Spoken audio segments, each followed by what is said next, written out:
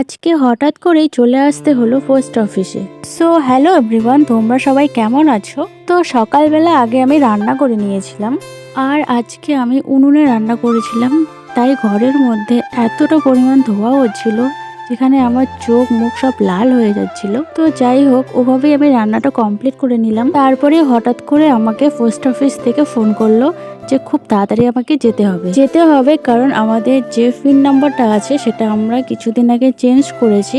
তো আমিই করেছিলাম, তাই আমার ফোন নাম্বারটা দেওয়া ছিল, এই জন্য আমাকেই বলেছিল যেতে। তো ফাইনালি আমি চলেও এসেছি। আর আজকে কিন্তু পোস্ট অফিসে প্রচন্ড ভিড় ছিল, যেখানে আমার 1 ঘন্টার কাজ করতে আমাকে 2 থেকে 3 ঘন্টা লেগেছিল। ফাইনালি আমার কাজটা কমপ্লিট করার পরে এখানে আমি বাস স্ট্যান্ডে চলে এসেছি।